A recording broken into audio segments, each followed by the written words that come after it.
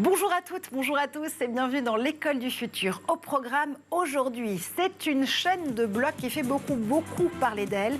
Mais qu'est-ce que la blockchain exactement? Définition d'un très gros mot tech, c'est à suivre évidemment dans cette émission. Une idée derrière la tech, cette fois-ci c'est avec Gaël Musquet. Gaël, bienvenue à un nouveau protocole IoT pour l'Internet des objets. Il s'appelle Matter et il va s'employer à mieux connecter nos maisons. Un peu trop peut-être. On va avoir pas mal de soucis avec ces petites maisons connectées. Il y en a partout qui ne se parlent pas forcément tous ensemble, ces appareils. Il faut une appli pour chaque usage. J'espère qu'avec Matter, en tout cas, on arrivera à simplifier et à sécuriser tout ça. Oui, à simplifier peut-être aussi le hacking de ces objets, tu nous le diras tout à l'heure. Notre question du jour, le coaching est à la mode. Console 10, développement personnel, productivité, storytelling. Pourquoi ces formatrices et formateurs 4.0 veulent-ils nous rendre meilleurs? Et surtout, comment mettre à profit leur méthode à l'école? On va en parler avec deux experts et experts de la question. Lucie Lebaz, vous êtes experte, coach en personal branding transformatif. Vous enseignez également le design branding dans une école de design. Vous allez nous aider à décoder cette 9 langues de la formation. Bonjour à vous. Bonjour. Et puis en duplex avec nous depuis l'Allemagne, Christian Martin. Vous êtes learning coach, formateur, auteur de 60 minutes pour arrêter de procrastiner aux éditions G-Réseau. On va apprendre avec vous à ne plus jamais rien remettre au lendemain. Bonjour. Bonjour. Tout ça, c'est dans une seconde, mais d'abord, focus. Stocker et aussi transmettre des informations en mode décentralisé, une technologie plus transparente et sécurisée. C'est la promesse de la blockchain, une chaîne de blocs qui n'est pas uniquement réservée aux cryptos et qui offre beaucoup de solutions, une véritable révolution d'ailleurs. Point définition, c'est tout de suite avec Xavier Terrade. Le Bitcoin, Ethereum et d'autres crypto-monnaies reposent sur un principe, celui de la blockchain, un système inviolable, transparent et anonyme qui permet d'éviter de passer par le traditionnel banquier. Chaque maillon de la chaîne signe lui-même le registre numérique sans qu'une tierce personne n'intervienne. Une clé chiffrée vient ensuite le verrouiller. Cette page de transaction qui forme un bloc est classée dans un dossier qui est donc la blockchain. Un dossier désormais accessible à tous les membres de la blockchain qui ont validé l'ensemble des transactions. Concrètement, ce sont des ordinateurs et des serveurs qui sont ainsi liés, comme l'explique Cookie Connecté sur sa chaîne YouTube, où il a plus de 136 000 abonnés. En fait, la blockchain est à la transaction ce que Internet a été pour l'information. Chaque échange effectué entre ces utilisateurs est enregistré sous forme de blocs qui, bout à bout, forment donc une chaîne, d'où la notion de blockchain ou chaîne de blocs en français. Chaque bloc de la blockchain contient un ensemble de transactions, évidemment. Ensuite, un bloc est caractérisé par un hash. Le hash, c'est une suite de caractères uniques servant à identifier le bloc. En gros, c'est l'empreinte du bloc. Ce hachage permet de garantir une grande sécurité sans avoir besoin de quitter sa communauté. C'est aussi pour cela que le nom des personnes n'est pas dévoilé. La blockchain est aussi une véritable révolution pour la signature de contrats ou d'autres documents. Le Massachusetts Institute of Technology a notamment commencé à certifier le diplôme de ses étudiants avec la blockchain. La blockchain, évidemment, qui pose des questions de transparence, on l'a vu avec le sujet de Xavier Terrade, Gaël, mais aussi de sécurité. Aujourd'hui, on peut dire qu'une blockchain est inviolable? On a de grosses garanties, en tout cas, sur la sécurité. Évidemment, il y a toujours moyen de contourner et de faire croire à l'humain, en tout cas, que certaines transactions ont bien été passées. On voit les scandales qui ont émaillé un peu l'hiver. On remet un peu les comptes à zéro, à la fois du point de vue de la consommation sur un certain nombre d'usines qui se sont arrêtées là pour le minage, et en même temps remettre au milieu en fait de tout cet univers-là les bonnes pratiques et les grands principes de la gestion de ces technologies qui, comme Internet, comme l'email, comme pas mal d'autres technologies, ont eu un peu de hype, et là on revient un peu à l'essentiel. On revient un petit peu à une tech plus sobre, et si on pouvait, notamment avec le minage de la blockchain, un peu de sobriété énergétique ferait pas de mal. Oui, puis quelques gouvernances aussi qui ont changé sur Ethereum, sur les objectifs, la manière dont on fait les choses, le matériel qu'on va aussi utiliser, et puis quand encore une fois on a été remis à zéro à cause des coûts de l'énergie. on revient à certains fondamentaux. Merci pour ce cours accéléré de blockchain. Tu nous as bien coaché, ça tombe bien parce qu'on va parler coaching justement dans notre question du jour aujourd'hui avec nos invités. Qu'est-ce que ça veut dire exactement? Pourquoi le coaching est à la mode et qu'est-ce qu'il peut nous apprendre pour l'école? On en parle tout de suite, c'est la première partie du talk. Et pour en parler à nos côtés aujourd'hui, Lucie Lebas, vous êtes experte, coach et surtout enseignante en personal branding transformatif. Vous allez nous dire dans une seconde ce que ça veut dire pour de vrai. En Skype, Christian Martin, coach vous aussi, auteur de 60 minutes pour arrêter de procrastiner, c'est aux éditions G-Réseau. Vous êtes learning coach. Là aussi, vous allez nous dire pourquoi est-ce qu'il faut être coaché pour mieux apprendre à apprendre. Mais d'abord, messieurs, dames, le coaching, c'est un marché à part entière. Il y a des organisations professionnelles pour ça. La Fédération internationale de coaching pour les coachs professionnels, c'est très sérieux. Une fédération qui faisait état de 1600 à 4000 coachs en activité en France en 2021. Vous seriez près de 70 000 d'ailleurs dans le monde, un chiffre qui est en augmentation de plus de 30% depuis le début de la pandémie. Lucie, coach, c'est un métier à part entière, un métier d'avenir. Oui, tout à fait. Je pense que c'est quelque chose qui n'est pas nouveau. Maintenant, on en parle énormément parce que je pense que depuis le Covid, il y a eu énormément de personnes qui se sont beaucoup posées de questions de positionnement, de carrière, de sens à leur vie. Et effectivement, ça a ouvert une voie qui est le coaching. Moi, j'ai énormément de clients qui sont des coachs, qui cherchent du coup à se démarquer. Et c'est pour ça que je les aide justement avec leur personal branding à faire ressortir leur identité et on va dire leur singularité aussi. Donc je pense qu'effectivement c'est un métier d'avenir puisque un coach est là pour vous aider à atteindre des objectifs. C'est pas quelque chose qui était véritablement mis en valeur du temps, de la génération de mes parents ou de vos parents. Donc voilà, on en parle plus et c'est génial puisque en fait ce sont des professionnels qui sont là pour nous aider à nous voir. Donc et je pense que c'est vraiment essentiel aujourd'hui. Donc vous êtes une coach au carré, si j'ose dire, une coach de coach. Christian, vous aussi c'est votre métier depuis plusieurs décennies. Là aussi, vous apprenez à apprendre en tant que learning coach, mais est-ce que c'est un métier qui s'apprend tout court, le coaching? Et comment? Comme apprendre et apprendre, coaching, c'est plutôt, de mon point de vue, une vocation. Et les chiffres que vous donniez là sur le nombre de coachs au niveau mondial, en Allemagne, le marché des coachs est estimé à 50 000 coachs par Xing, le LinkedIn allemand. Et il faut dire que le marché de coaching en Allemagne, c'est avant tout la formation de coach. Plus de 60% du chiffre d'affaires, coaching, c'est la formation de coach. Donc, ça a un avenir. Ça a un avenir avec la concurrence peut-être de coachs ou d'agents intelligents qui vont vous promettre de vous accompagner en tant que coach d'apprentissage pour la partie qui me concerne. Donc il y a un réel besoin de coaching, il y a un réel intérêt à se faire coacher.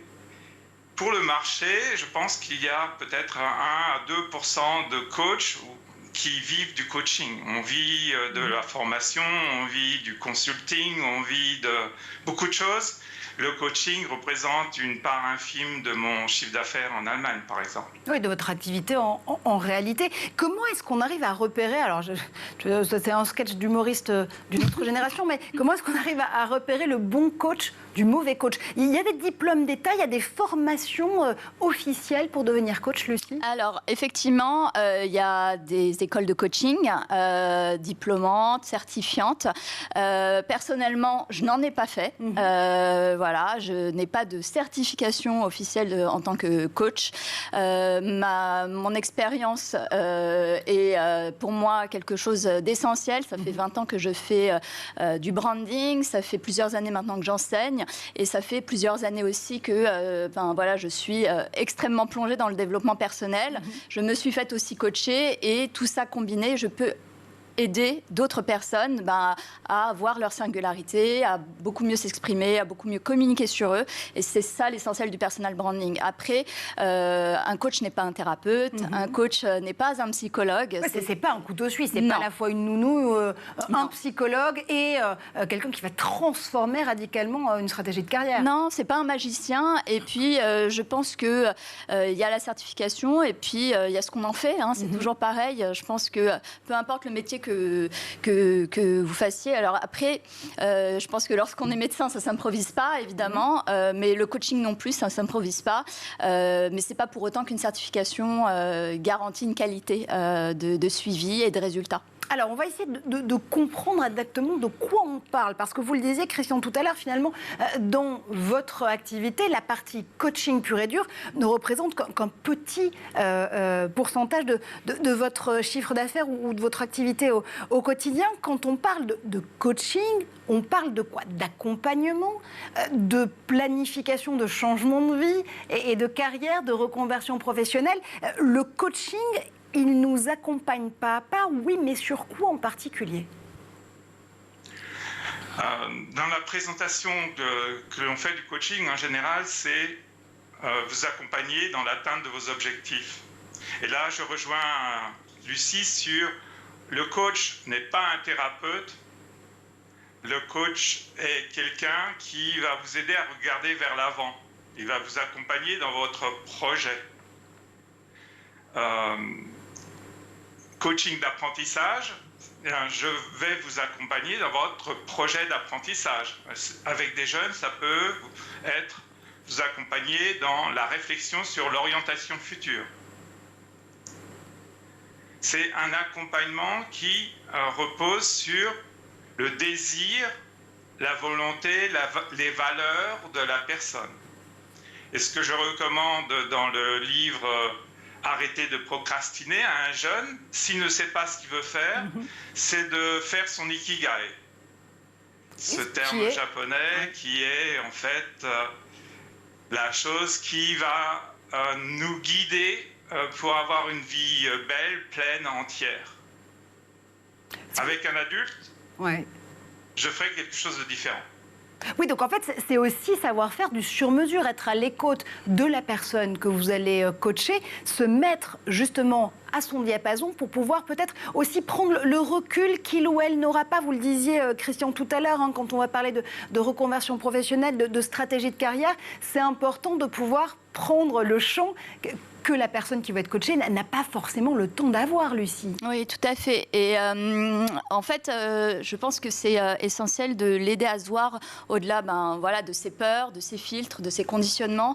C'est ce que je fais aussi avec mes étudiants, puisque le conditionnement familial, la pression sociale, la pression des notes, des résultats, ce sont les mêmes pressions qu'on retrouve un peu plus tard, si on entreprend ou pas d'ailleurs. Je veux dire, même lorsqu'on est salarié, on vit tellement dans une société de performance que être focus tellement sur le résultat mène, on l'a vu, à des burn-out, des envies de reconversion, des envies de tout arrêter et de se dire finalement c'est pas fait pour moi. Donc pour éviter finalement cet effondrement intérieur, je pense que c'est essentiel d'être entre guillemets sur les bonnes rails, les bons questionnements et revenir en fait à quelque chose que parfois on a oublié, c'est la quête du plaisir dans ce qu'on fait et qui revient. Je pense qu'on en parle de plus en plus, mais la joie, le plaisir, ça paraît entre guillemets bateau, mais c'est tellement essentiel puisque dans tous les cas, on fera de toute manière mieux quelque chose qu'on apprécie de faire. Reprendre du plaisir, reprendre aussi du plaisir pour apprendre à apprendre et là aussi se donner toutes les chances de pouvoir le faire. Donc un petit peu plus d'ikigai, Gaël, pour cette année.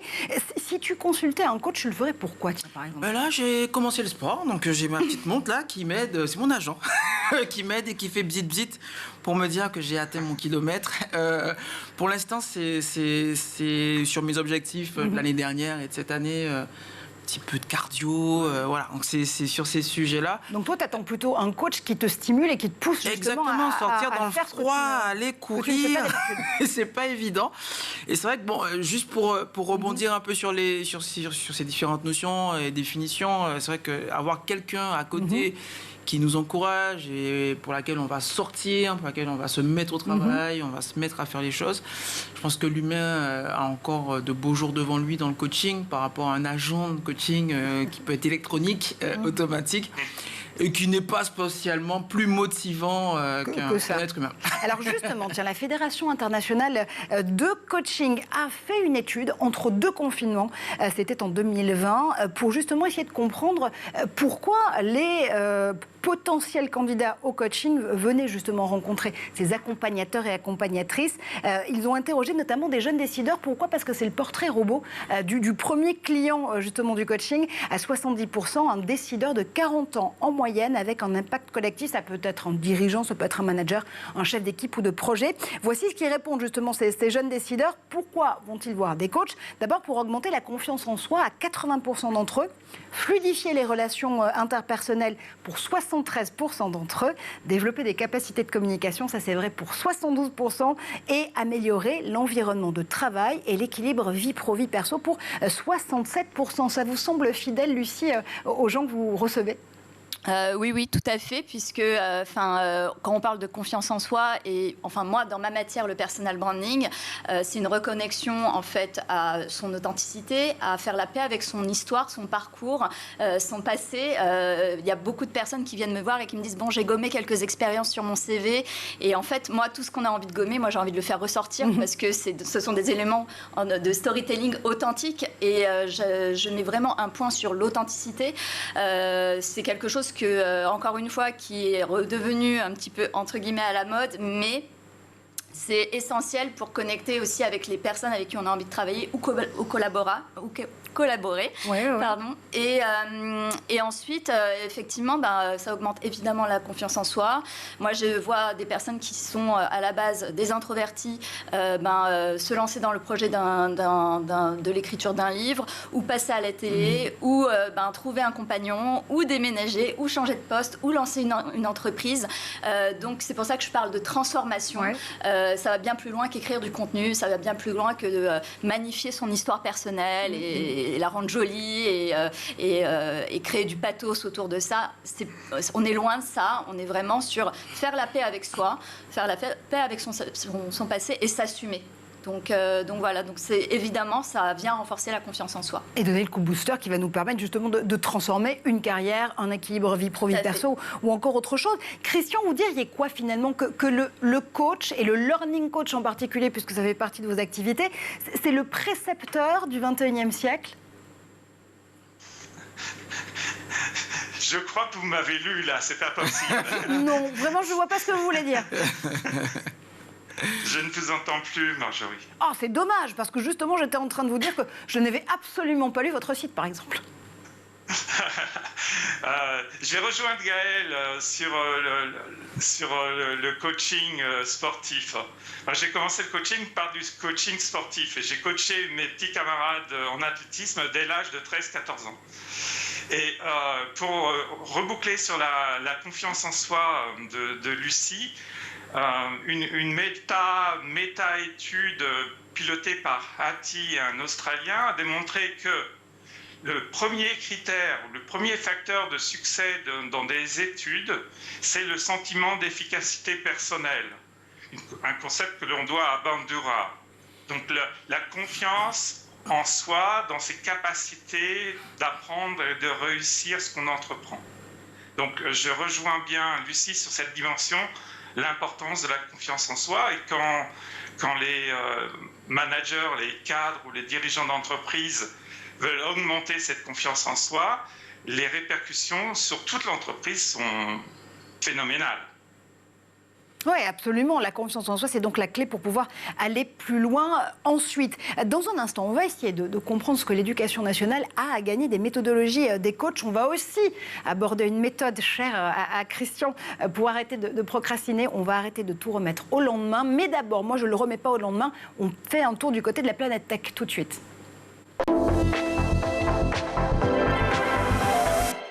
Et c'est l'excellent Zap, évidemment, d'Edouard Degnaud. Acceptance God, Jesus. Damn happening. Jumping Jehoshaphat. We're out of this world. And not in the same chassis we left in. As curious as to where and when that fragment took us is how, son. You see, we're commandeering a person in this continuum, not unlike the way...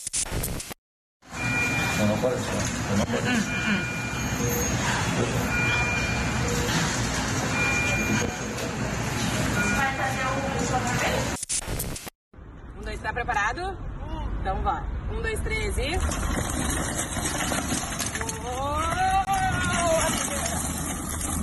E agora nós vamos para a segunda. A segunda. E agora. Tênis.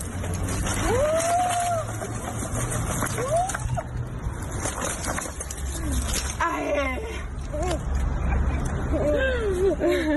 Mais? Olha o que eu acabei de fazer.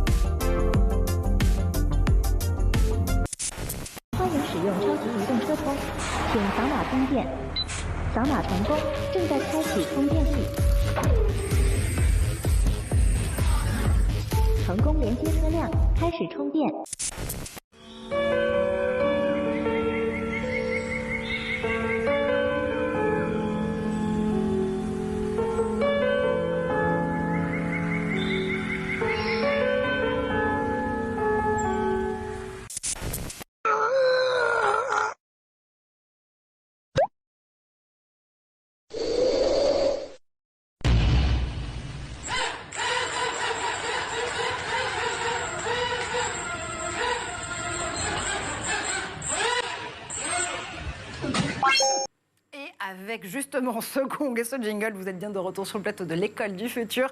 Vous le savez, aujourd'hui, on parle du coaching. Pourquoi est-ce que ça peut être une méthodologie qui peut booster justement l'école et la transmission?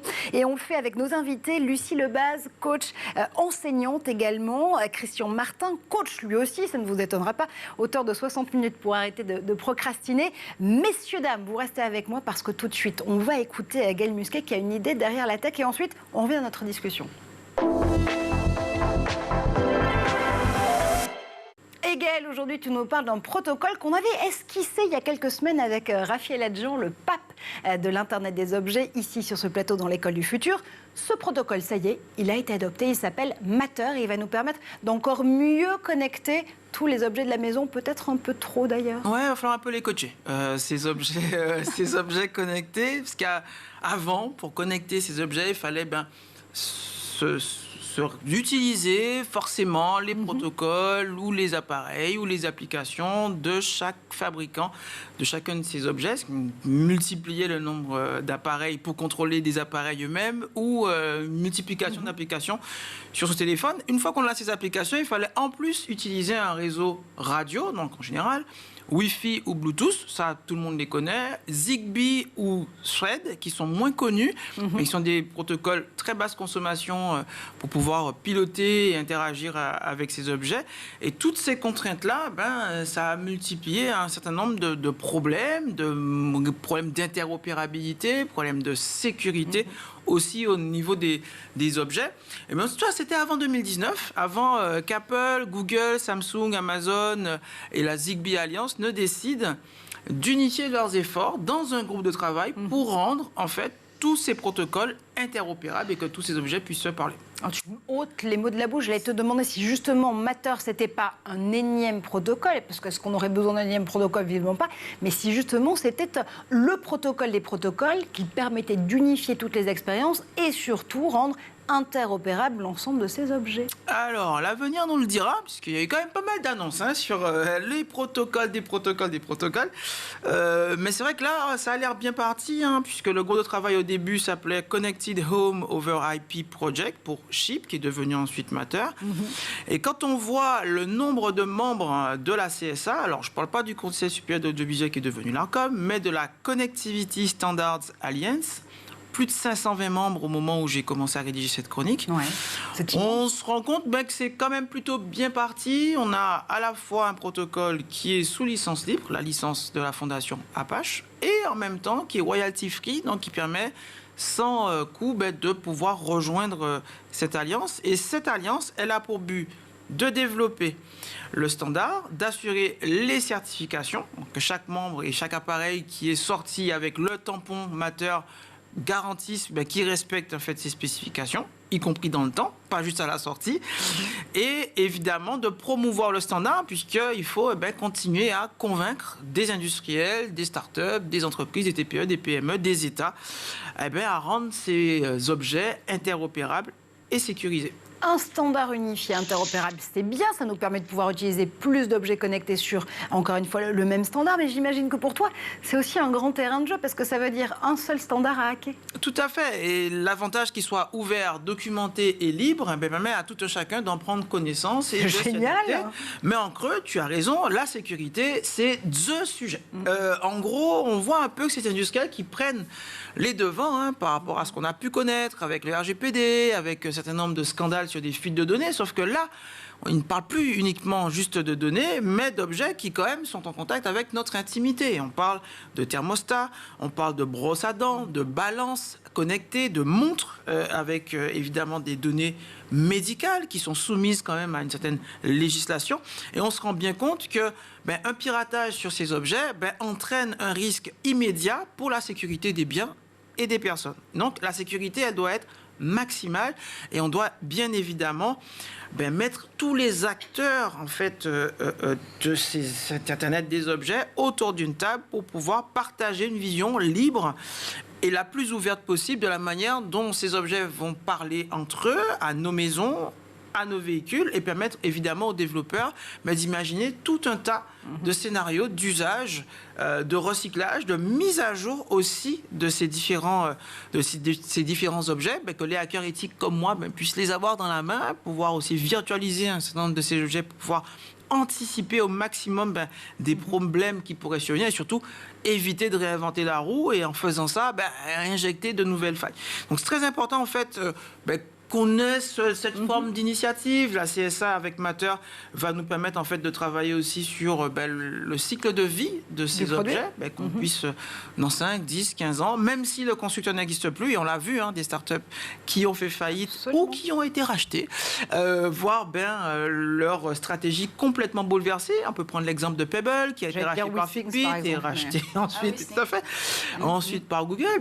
C'est des produits aujourd'hui qui sont plus mis à jour, grâce au protocole libre, on est encore en capacité de pouvoir d'imaginer dans le temps. Exactement, d'imaginer des manières de les recharger, de changer des batteries, de les ouvrir, de les réparer, de les mettre à jour, de les faire fonctionner différemment et qu'on puisse tout au long évidemment de ces objets auxquels certains on s'attache, pouvoir continuer à leur faire confiance. Ça veut dire quoi que des hackers éthiques comme toi, comme Sachs, Clément Domingo pour pas le citer, comme Mathis Hamel par exemple, nos hackers préférés dans l'école du futur, vont pouvoir justement pousser à son maximum le standard Matter pour le tester et voir en effet si ces objets connectés peuvent suivre en matière de failles de sécurité. Complètement. Là, c'est un marché qui est juste énorme. On parle de plusieurs milliards d'objets qui tiennent compte en plus des cultures, des pays dans lesquels ils sont déployés, développés, des choses qui ne sont pas forcément adaptées. Et donc, effectivement, il va falloir qu'on ait toute la sensibilité, susceptibilité, culture aussi de différentes personnes, hommes, femmes, personnes diverses, pour pouvoir au maximum imaginer toutes les potentielles failles, vulnérabilités, mais aussi usages. Ce sont aussi de formidables opportunités de pouvoir continuer à améliorer notre quotidien, diminuer notre consommation d'énergie, augmenter la durée de vie des projets, consommer moins de composants électroniques et de terres rares. Et tant qu'à faire, éliminer les biais aussi peut-être de conception au départ. Complètement. Ça tomberait bien. Tu parlais, avec ton exemple de coach sportif notamment, et évidemment de paramétrage de ta santé dans ta montre connectée, de ces coachs extrêmement, finalement, là aussi connectés, hein, de la high-tech. On a tous un coach, finalement, dans notre smartphone ou sur notre montre. Lucie, c'est un concurrent, concrètement, pour vous, ou pas du tout? On n'est pas du tout sur la même appréciation de ce que peut être le coaching et l'accompagnement? Je pense que ça dépend de qui porte la montre. Ça dépend toujours ce qu'on en fait. En fait, il y a des personnes qui n'ont pas besoin d'avoir un coach. Juste un rappel sur leur téléphone pour aller faire leurs abdos, c'est juste un rappel pour eux et ils sont super autonomes et ultra disciplinés. Et puis, il y a des personnes qui auront besoin d'avoir une énergie extérieure, humaine, avec des mots personnalisés qui seront connectés à qui ils sont, à leur histoire, en leur rappelant, mais tu te souviens quand tu as fait ça, voilà ce que ça a donné, nanana. Et là, ça devient un déclencheur, un trigger, comme je peux souvent le dire, comme, pour justement aider la personne à faire le petit pas supplémentaire vers son objectif quotidien et pas juste un objet, puisque on sait tous que lorsqu'on a l'objet, on a aussi le contrôle sur l'objet, alors qu'on n'a pas le contrôle sur son coach. Et on n'a pas envie de le décevoir en général. Donc c'est ce lien humain qu'on n'a pas forcément avec la montre qu'on peut décevoir. Alors, je ne suis pas ton coach, Gaël Musquet, mais j'imagine que tu n'as pas envie de me décevoir si je te demande si tu remets tout à demain. Non, j'essaye au maximum. C'est un peu ça aussi, cette histoire de montre-là. C'est qu'on a des plannings, on a des objectifs, des choses qu'on atteint ou pas. Mais ce sentiment de culpabilité, il est beaucoup plus puissant quand on déçoit son producteur à qui on n'a pas envoyé sa chronique. Par exemple, Edouard Deneau te remercie dans mon oreillette interposée. Ne plus rien remettre à demain. C'est ce qu'on va apprendre tout de suite avec Christian Martin. C'est la deuxième partie de notre talk. On arrête de procrastiner. Maintenant, tout de suite. On est entouré de Lucie Lebaz aujourd'hui et de Christian Martin. Christian, vous êtes l'auteur notamment de cette méthode 60 minutes pour arrêter de procrastiner. C'est aux éditions Gérézo. Vous avez envie de nous convaincre qu'on peut réussir à arrêter de tout remettre au lendemain. Alors attention, parce que d'abord au quotidien, la procrastination, Christian, ça peut devenir un véritable enfer pour soi et pour les autres. Il y a énormément de littérature scientifique sur le sujet. Tout à fait, il y a une littérature prolifique et ça n'arrête pas. J'ai consulté pas mal d'experts sur le sujet, dont Pierre Steele, un Canadien. J'ai consulté aussi des experts allemands de la lutte contre la procrastination. Ça concerne, selon les statistiques, jusqu'à 85% des étudiants, c'est pas mince. Et au niveau mondial, ça concernerait en moyenne 20% de la population mondiale. Certains peuples sont plus procrastinateurs que d'autres. En fait, ça nous concerne tous. La personne qui a fait le préambule au livre sur la procrastination est un expert en matière de procrastination. Il nous invite à savoir quand on procrastine, en fait. On procrastine tous. Pour certains, c'est une vraie maladie. Et dans les critères, dans le diagnostic qu'on peut faire, l'impact de la procrastination, c'est 50% de notre performance. L'impact de la procrastination, c'est 50% de tout ce qu'on avait planifié qui n'est pas fait en temps et en heure. Oui, c'est ça, parce qu'on est tous, finalement, nous sommes tous des procrastinateurs en puissance, si j'ose dire, Christian, mais il y a des degrés différents. C'est-à-dire que, typiquement, si on se dit, OK, allez, très franchement, cet appel, je peux le passer dans un quart d'heure plutôt que tout de suite, ou se dire, tiens, cette petite facture, je peux peut-être la régler juste demain parce que la deadline pour la régler, c'est après-demain. C'est pas très grave, rassurez-nous. Ça devient pathologique et ça devient un vrai objet de culpabilité, de stress et de dépression quand ça devient systématique. Tout à fait. C'est même un des critères de définition du vrai procrastinateur par rapport à qui, de temps en temps, ne fait pas ce qu'il avait prévu de faire ce jour-là, à cette heure-là. Et c'est les impacts sur la santé, les impacts sur le bien-être qui nous permettent de mesurer l'étendue des dégâts et de consulter un thérapeute qui va nous aider par le biais de méthodes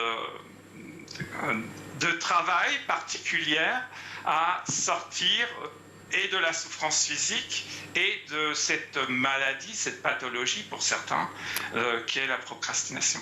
Il y a une recherche, tiens, je voulais vous partager cette étude de chercheurs suédois. Vous parliez tout à l'heure des 80% d'étudiants qui procrastineraient de façon régulière. Justement, ils se sont intéressés à ce phénomène entre remettre à demain soit son devoir, une partie de ses travaux de recherche, et la santé mentale de ces étudiants.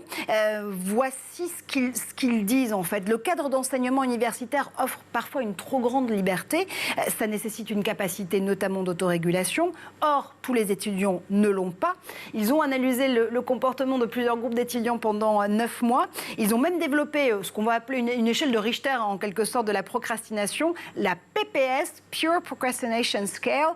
Résultat, la moitié des étudiants, pour un des groupes qu'ils ont observés en tout cas, procrastinent de façon plus ou moins régulière et plus ou moins problématique, mais le score augmente quand, justement, les symptômes de dépression, d'anxiété ou de stress, là aussi, ils sont corrélés. Et puis, ça peut être associé à une mauvaise qualité de sommeil, d'inactivité physique, de présence de douleurs de membres supérieurs, de solitude ou encore de difficultés économiques. On voit qu'il y a donc urgence à arrêter de tout remettre, encore une fois, au lendemain, Christian.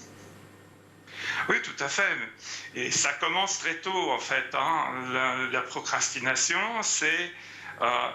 si on analyse un peu les causes de la procrastination, elles sont diverses et variées, mais à l'origine, c'est une croyance pour certains sur la conviction profonde qu'on ne va pas y arriver. Ça peut être au contraire le fait qu'on se croit capable de travailler mieux sous pression, au dernier moment. Ça peut être la crainte d'échouer. Donc, travailler sur le sentiment d'efficacité personnelle, pour moi, c'est la meilleure prévention qu'on puisse faire avec des enfants, des élèves, des étudiants, en leur donnant les outils pour se prendre en main, se prendre en charge, devenir autodiscipliné. Gaël n'a pas besoin de sa montre pour aller courir. Moi, je n'ai pas besoin de ma montre pour aller courir. Par contre, si à un moment donné, j'ai pas envie de faire mes 20 km à vélo d'appartement, j'ai mon plan d'action qui me dit aujourd'hui il faut faire ces 20 km et tu vas les faire. Voilà. Vous parliez justement de tout l'apanage des populations qui peuvent justement mettre en place cette stratégie très effective, ces clés que vous nous donnez dans le livre. Il y a les profs aussi, par exemple, parce que c'est un livre dans lequel vous prenez beaucoup de cas d'usage et là aussi d'exemples. Madame la prof n'arrive pas à corriger ses copies, dites donc, c'est du vécu. Oui, tout à fait, mais moi je n'étais pas un procrastinateur. J'ai travaillé comme prof en Angleterre, en Allemagne et en France, et j'ai terminé par la France. Et c'est ce qu'on entend dans la salle des profs tout le temps. Pourquoi ? Parce que c'est très fastidieux. En plus, quand on sait que les notes, c'est à peu près le pire moyen d'essayer de motiver des élèves, donc on est en train de faire contre sa volonté quelque chose de très ennuyeux, très fastidieux. Donc, la plupart des profs le font au dernier moment et se font un week-end entier pour corriger des copies. Et donc justement, tout l'enjeu, c'est de ne plus faire ça et de pouvoir là aussi avoir un rétro-planning, s'adapter et puis voir le bénéfice aussi qu'on a à pouvoir préparer ses cours ou corriger ses copies plus en amont. Ce sont les méthodes et les outils que vous détaillez justement dans ce livre. Lucie, oui. Vous ne remettez rien à demain, j'espère. Alors, ça peut m'arriver. Je pense que ça fait partie, le cerveau aussi a sa manière de fonctionner. Et ça, dès lors qu'on commence à le comprendre, on accepte mieux aussi de procrastiner. Ça ne veut pas dire se déresponsabiliser, en fait. Ça ne veut pas dire oublier ses priorités. Ça veut simplement en fait se poser la question pourquoi je procrastine, et si je procrastine c'est que soit il y a une peur, soit une croyance, soit il y a un manque de plaisir et de sens. On se poser la question à chaque fois, après au bout d'un moment c'est une gymnastique, et moi personnellement, et j'invite aussi mes clients à se poser ces questions pour les rendre encore plus autonomes et se dire voilà, si tu n'as pas fait ça, qu'est-ce qui a bloqué et comment on peut remotiver en fait quelqu'un à atteindre cet objectif plutôt que de le culpabiliser. Je pense que sur la culpabilité et la reconnaissance de la honte, et sur la honte, rien ne pousse. Donc, c'est pas du tout l'objectif d'un coach, et encore moins d'un coaching, et c'est la pire manière de motiver soit des étudiants, soit des professionnels à atteindre leurs objectifs. Donc, très simplement, je pense qu'il est essentiel, encore une fois, de revenir à cette quête de plaisir alliée au devoir, même si on sait tous que sortir du « il faut, je dois » est essentiel, hein, parce que il faut que je fasse 20 km. Personnellement, moi, je suis une ancienne marathonienne. Quand j'avais mon plan, au bout d'un moment, j'étais épuisée. Je savais qu'il fallait que je le fasse, mais je l'ai adapté, et ça ne veut pas dire que je n'ai pas réussi mon objectif. Mais au bout d'un moment, il faut savoir aussi écouter ses envies du moment et son envie de plaisir, parce que c'est ce qui donne aussi du sens à ce qu'on fait. Motivation contre culpabilisation, quand je vous écoute, je me dis que l'école a peut-être des choses à apprendre, justement, des méthodologies de coaching. S'il fallait adapter aujourd'hui, notamment une de vos méthodes à l'école, ce serait laquelle ? Moi, personnellement, je fais pas de binge notation. Je sais pas comment on peut dire ça. Je note beaucoup en continu les élèves, et j'essaye aussi de les noter à l'oral à la toute fin. Ça veut dire que ils ont à chaque fois une opportunité de progresser, de comprendre ce qui n'a pas été avant, et à la fin de me faire un bouquet final. Ce qui fait que moi aussi, j'économise mon énergie, entre guillemets, pour être encore meilleure pendant mes cours, et ça leur permet d'être d'une semaine sur l'autre en totale progression. Donc après, c'est ma méthode, mais je trouve que effectivement, plutôt que de faire un gros examen final avec un gros rendu, oui, ils ont un rendu, et oui, ils auront un PDF à me rendre ou une restitution. Mais c'est jamais la seule et unique manière pour eux de progresser ou d'avoir de bons résultats. Voilà. J'essaye aussi de les faire se concentrer sur le chemin plutôt que de le résultat. Et ça, c'est aussi quelque chose que je fais aussi avec des professionnels, parce que en fait, quand on est focus sur le résultat, c'est très sclérosant pour la créativité, c'est très sclérosant pour le mental, et en fait, toutes nos peurs, nos angoisses reviennent. Donc après, soit on fuit, soit on y va en force, et on travaille comme un bourrin, mais on s'épuise, et on n'a plus du tout envie de nous parler de cette matière. Donc voilà, ou alors on est figé, ou alors on va faire quelque chose qui a déjà été fait 1000 fois, sans aucun appel à notre fulgurance créative, et donc voilà, donc ça sclérose tout, donc non, pas de culpabilité. Pas de culpabilité, on ouvre les chakras de l'éducation. Christian, si je comprends bien là aussi, on termine avec vous très rapidement, encore une fois, qu'est-ce qu'il faut changer, ou qu'est-ce qu'il faut adapter en matière de méthodologie coach pour mieux faire fonctionner l'école ? Ma proposition, ce serait d'introduire l'apprentissage en équipe à 2 niveaux, au niveau des élèves et au niveau des profs. L'expérience de prof en Angleterre était enrichissante sur la dimension apprentissage collectif. On était organisé par domaine d'enseignement. Donc les profs de langue étaient ensemble. Les profs de physique, mathématiques étaient ensemble. L'apprentissage en équipe, c'est une des données fondamentales de l'organisation apprenante. Et aujourd'hui, dans un monde VUCA, et que vous définirez pour moi, apprendre à apprendre, c'est critique. Apprendre en équipe, ça permet d'être plus rapide et d'aller plus loin, et surtout de soulager la charge mentale de chacun lorsqu'il doit apprendre. Si je m'engage à apprendre dans un cadre d'apprentissage en équipe, je suis engagé vis-à-vis de l'équipe. Voilà ma proposition pour l'école de demain. Eh ben, elle est formulée, en tout cas, sur ce plateau dans l'école du futur. Merci infiniment, Christian Martin, de nous avoir rejoint et témoigné de cette expérience de coach dans cet épisode aujourd'hui. On vous retrouve évidemment dans ce livre, 60 minutes pour arrêter de procrastiner. Lucie Lebaz, on vous retrouve partout, sur YouTube, sur Instagram, pour cette méthodologie, et sur LinkedIn, évidemment, on vous donnait des conseils très précieux et des workshops, notamment, auxquels on peut s'inscrire. Gaël Musquet, on te retrouve partout, là aussi, surtout sur les réseaux et surtout dans les objets connectés. Tu aimerais bien pirater pour aider à améliorer. Nous, en tout cas, on se retrouve dès demain sur le plateau de l'école du futur. À demain.